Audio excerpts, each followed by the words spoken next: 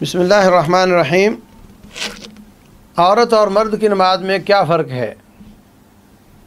مجھے بحیثیت ایک طالب علم کے شریعت اسلامیہ میں کوئی ایسی آیت یا حدیث نہیں ملی واللہ اعلم کہ جو یہ بتاتی ہو کہ عورت کے نماز کا طریقہ اور ہے اور مرد کی نماز کا طریقہ اور ہے۔ یہ جو کہا جاتا ہے کہ وہ عورت زمین سے چپک کر سجدہ کرے، مرد جسم کو کھڑا رکھے، ایسی کوئی بات کسی آیت یا حدیث سے ثابت نہیں ہے۔ ان دونوں کی نماز کا طریقہ ایک ہی ہے واللہ عالم۔ سوال یہ ہے کہ پتلون پہن کر، ٹائی پہن کر نماز پڑھنا کیسا ہے؟ دیکھیے، یہ ہمارے پاس مسلمانوں کی طرف سے تو لباس نہیں آیا، یہ لباس تو کافروں کی طرف سے آیا ہے، اور ہمیں اپنے معاشرت میں ان کی نکالی کرنے سے بچنا چاہیے۔ دوسری بات یہ ہے کہ پتلون تنگ پہننا اگر کھلی بھی ہو تو رکوع سجدے میں جسم کے ساتھ لگ جاتی ہے اور اس سے انسان کا جسم ظاہر ہوتا ہے، اور نماز میں انسان کو اپنا جسم ڈھانپ کر نماز پڑھنی چاہیے۔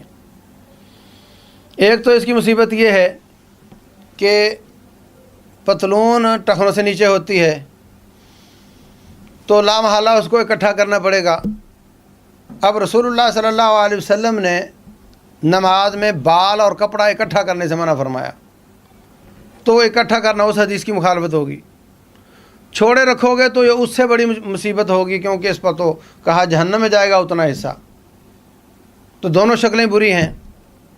تیسری شکل اس میں انسان کے جسم کے ظاہر ہونے کی ہے کہ جو بھی کپڑا جیسا بھی ہو، اگر جسم کے ساتھ چپکا ہوا ہوگا تو ایسے لگے گا جیسے ننگا ہے۔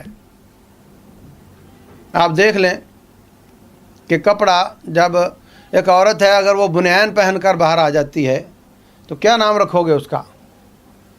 وہ کہہ سکتی ہے میرا جسم تو اوپر تو کپڑا ہے۔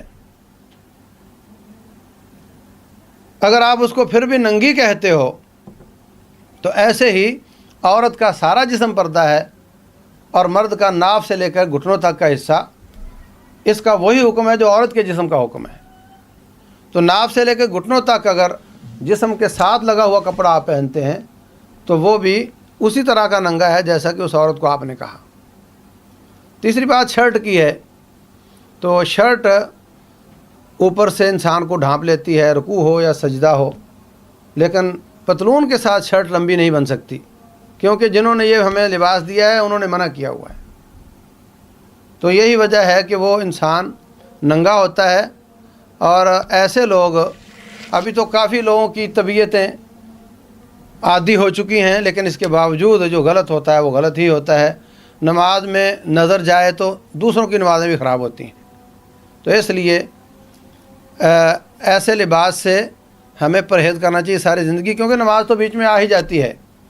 کتنے لوگ ہیں جن کے دفتر کی مجبوریاں ہیں، وہ کہتے ہیں جی اس لیے ہم پتلون پہنتے ہیں، اور کتنے ہیں جو ان کے دل میں کافروں کی عظمت ایسی بیٹھی ہوئی ہے، وہ سمجھتے ہیں کہ اس میں معزز سمجھا جاتا ہوں اور مسلمانوں کے لباس میں میری توہین ہوتی ہے۔ یہ بہت ذہنی پستی کی نشانی ہے، اور یہ اس کی احساس کمتری کا مظہر ہے، اس کا منظر ہے۔ ہمیں اس سے بچنا چاہیے، بلکہ ہمیں اپنا لباس ہی پہننا چاہیے جس میں زیادہ انسان چھپا ہوا رہتا ہے، اور لباس کا کام بندے کو چھپا دینا ہے۔ واللہ عالم۔